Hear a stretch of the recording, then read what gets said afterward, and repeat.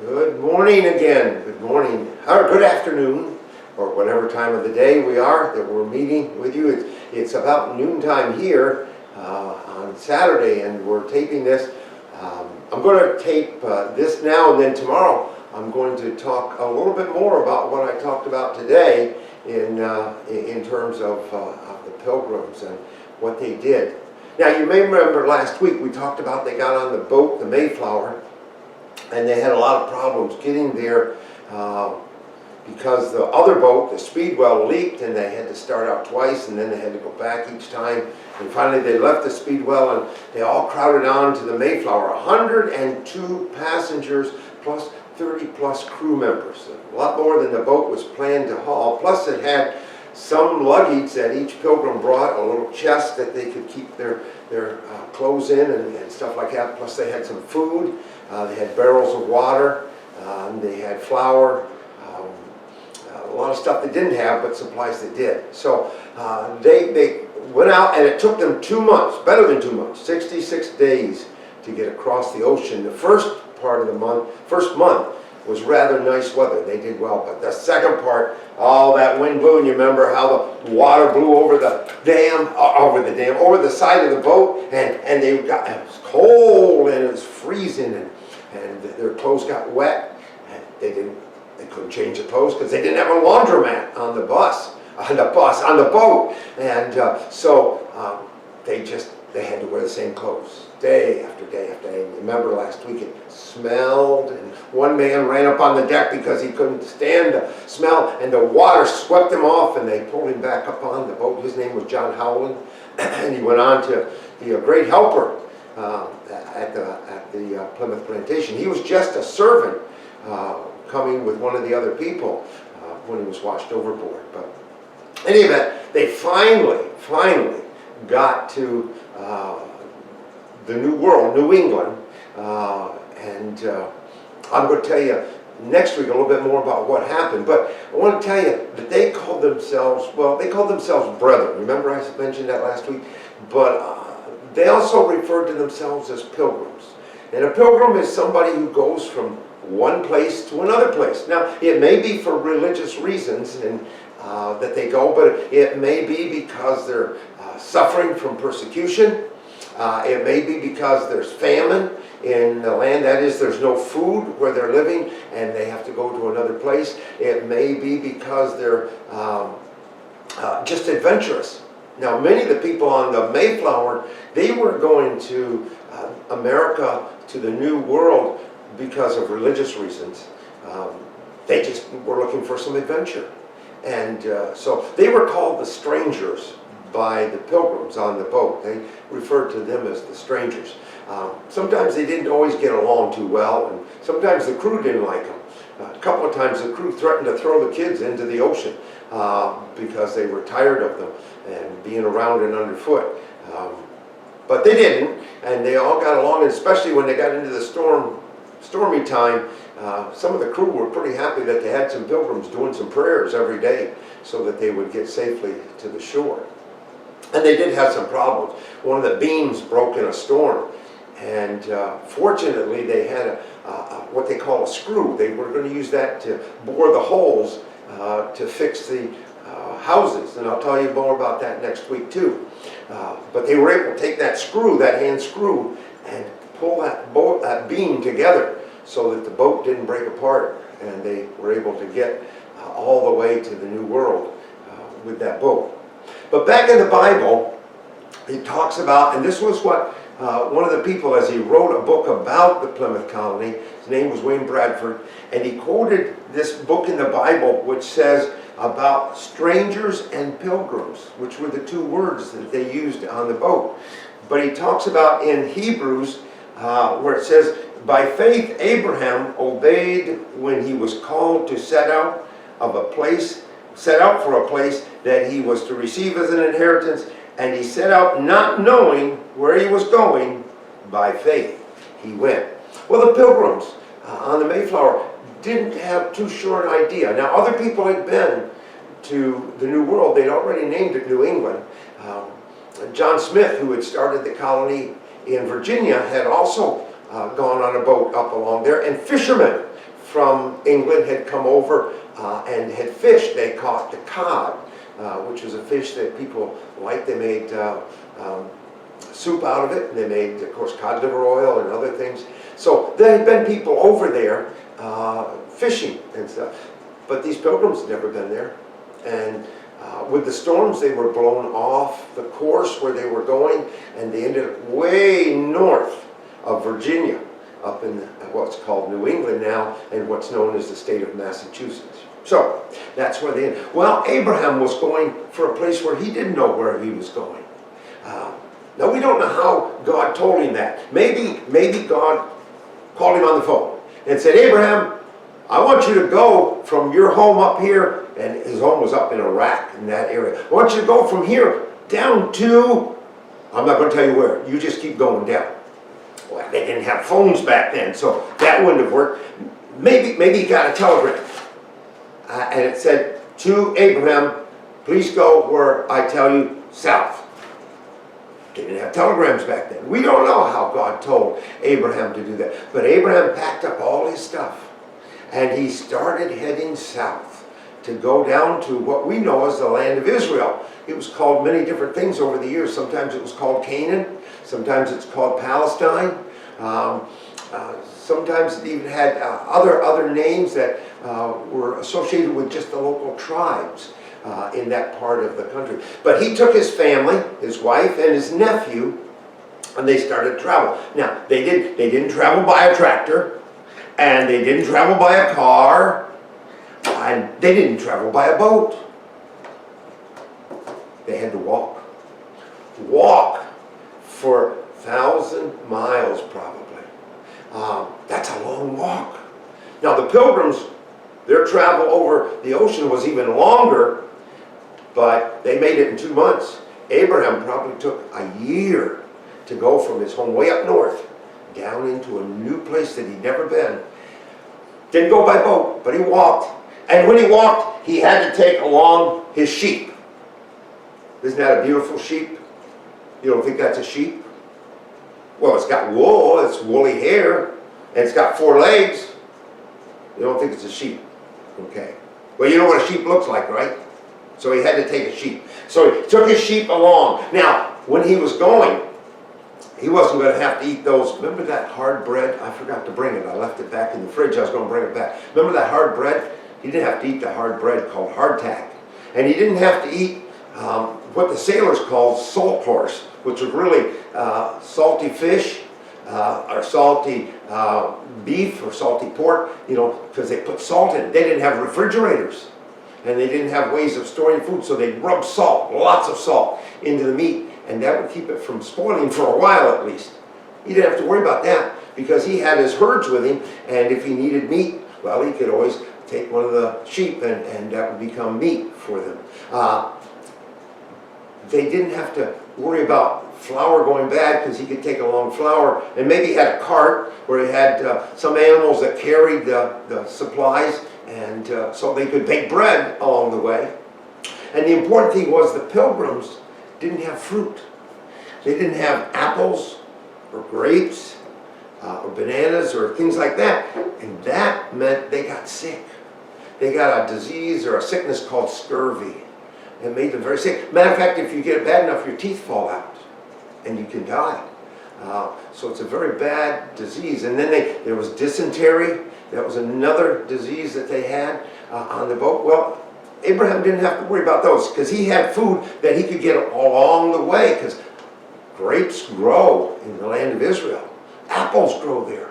And lots of other foods like oranges. And those were the things that you needed in order to not get sick with scurvy. So he had those things as he was traveling along. Now, as he went, he took his family, as I mentioned, and they stayed in tents. It talks about that in the Bible. It says, and living in tents, as did Isaac and Jacob. Those were his son and his grandson. All the people lived in tents back then, so they'd set up tents. Remember, in the Mayflower, they kind of put a tarp over top of areas and they slept under it, so it's kind of like a tent. But the wind and the waves made it much harder for the pilgrims than for Abraham as he was coming down from way north. But he probably encountered some storms, but he was living in tents. And so he had the food that he needed, he got the vegetables, and he finally arrived. And he started to set up. Now he dug a well because you had to have water to drink, and there were streams along the way that they could drink from, so he didn't have to have bad water like the Pilgrims did. So the Pilgrims had some really rough times, even though it was only 2 months, and his was a year of coming down. But then when he got down there, you know what happened? They had a famine. Yeah, that meant they had no food. Because maybe the rains didn't come, or the locusts, those were a little bug like a grasshopper, and sometimes they'd come around and they'd eat up all your food in the fields and stuff. So he didn't have, so he had to pack up just kind of like the Pilgrims did, because they didn't have any food, and scavenge and try to find what they could. Abraham had to take another journey and go to another land where there was some food, and then he came back later and lived in the land. So he was one of those that was like a pilgrim too, as the Bible talks about him. Going from one place to another because he felt God told him to do it. And so he did it. Now, there was another set of pilgrims. I want to talk about them too. They are called the wise men. Now, at this time of the year, you'll probably hear a little bit more about the wise men. Sometimes they were called the magi. Sometimes they were known as astrologers. They looked at the stars a lot. And on one occasion, now they lived way over in the east. They lived farther east than Abraham did, down in what we used to call Persia or Iran. They were way down in there, in that area. And they looked up one night and they saw a special light in the sky. They thought it was a star. They weren't sure just what it was, but it hadn't been there before. And they saw the star. Now remember, the Pilgrims, their captain of the ship, was trying to find the New World by using a compass and by using an astrolabe, and that was aimed at the stars or the sun, and that's how they got a reckoning to know which way. Well, they looked at the star, and they said something special about the star. So they looked in their books, and in their books it talked about a king was going to be born, and he was going to be born in a special area. They'd have to go down where Abraham went. They'd have to go down there, and that's where a new king was going to be born. So they got together, and they got ready to head down to that new king. And on the way, they had to go through a desert. But they didn't ride on elephants. They didn't ride on elephants. So they had to find something they could ride. Reindeer? I don't think they rode on reindeer. Yeah, the reindeer would be way up in the north where it was cold and snow, and they were going to go through the desert. Sheep? Nope, sheep wouldn't work. They didn't take sheep because they had to go through the desert. What do you suppose they rode? Camels. That's right, camels. They would ride a camel. Camel has big flat feet, and it's able to walk on the sand without sinking into the sand and without the sand burning up its leg, because the pads absorb the heat and they didn't burn. And then a camel can go a long time without drinking water. Matter of fact, he stores up water in his body and then uses it gradually as they travel. So the camel was probably how they traveled. Now, the Pilgrims took 66 days to get across the ocean. That was a long, long trip. Abraham took a year to come down. The wise men, coming from way over there, way over and down. Remember down where they were coming? They went to Jerusalem. It took them 2 years.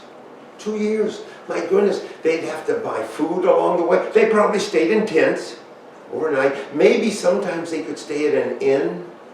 Remember in this Bible story, Joseph and Mary came to Bethlehem and there was no room at the inn.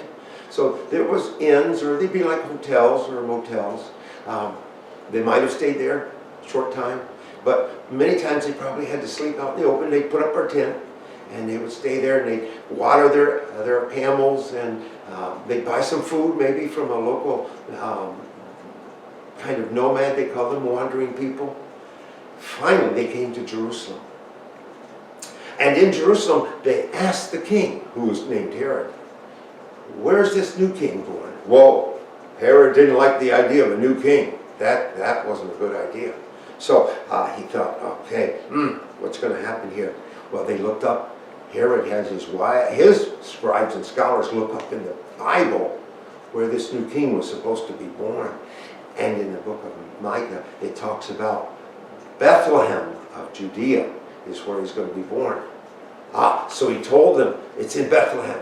So they said, okay, that's a good thing. And then the king said, you come back and tell me about him. Now, he didn't want them to come back and tell them because he was going to go worship. He wanted to get rid of that king because that king was going to be problems for him. Now, the Bible says that when they came out of the king, they looked and they saw that star again that they'd seen back over where they were living in Persia. And now they saw it again. And so they knew this was kind of God telling them, your pilgrimage is just about over. You have been pilgrims for a long time. So they went down to Bethlehem. And there they saw the child named Jesus. It was a long trip that they had been on for 2 years. But they wanted to see this new king. Now, all of these people, the pilgrims, Abraham, the wise men, they were going to places they'd never been. And they didn't know what it would look like. But God was taking them and saying, you go as a pilgrim. I'll bring you to a new land and a new experience. In the Bible, it talks about God being our shepherd, guiding us like he guides sheep, like a shepherd will guide sheep. And then it says in the 23rd Psalm, where it talks about the Lord is my shepherd, it says, and he leads me in the paths of righteousness for his name's sake. In other words, the pilgrims believed that God was going to guide them to a new world. They didn't know exactly how he was going to do it. Abraham believed God was going to guide him to a promised land. Didn't know how he was going to do it. And the wise men were coming to see a king that they didn't know what he was going to be like. They just knew he was going to be a king because they'd seen a star. And they said that we're going to... So all three of them had a sense of believing that God was leading them in the right path. And they would get to the right place. And then in the 23rd Psalm it says, though I walk through the valley of the shadow of death. That means though I'm going through some scary places. Now remember, the pilgrims had to deal with the storms at sea and the broken beam in the boat, the bad food, and sometimes no food, and the cold and the wet, going through some dark valleys. Abraham coming down from the north to a land that he didn't know and having to make friends with people that he didn't know and live in a land that nobody else had lived in from his family. And the wise men coming from another, and they didn't speak the language of the Hebrew people. They spoke their language, Persian. But they found people that could communicate and they could learn. So there was a sense of, though I'm going through some difficult times, though I'm going through the desert, though I'm going through some thirst, I will know that God is with me. And he's with us too. As we go into this Christmas season and as we go through this time of the COVID-19, sometimes it can be scary. We can feel like we're in a dark valley. Sometimes you can go to school and sometimes you can't go to school. And sometimes you can go here and there and the other place and other times you can't go. We just are scared sometimes. But God's given us our family. Abraham had his family. The pilgrims, many of them had their family members with them. The wise men, no, but they had each other. We don't know how many there were. We think of them as 3 wise men, but there might have been more, there might have been less. There was more than one, because otherwise it would be a wise man, and it says wise men. So there had to be at least 2. But they had each other to be there. And God gives us each other too, to encourage us and help us through each day. So, next week we'll talk a little bit more about how the pilgrims made it there. They got there. The wise men got there. Abraham got there. And God was able to tell his people what to do and how to do it. All right, we'll see you next week. Let's have a prayer together and then say goodbye. Father, thank you for this day that you've given to us and for all your grace and goodness to us in Jesus Christ. Thank you for the pilgrims, the ones in the Bible and the ones on the Mayflower, and for your being with them and guiding them, whether with the sun, the stars, or the book, the Bible, guiding us to your purposes. In Jesus' name, amen. All right, boys and girls, I'll see you next week. Bye-bye.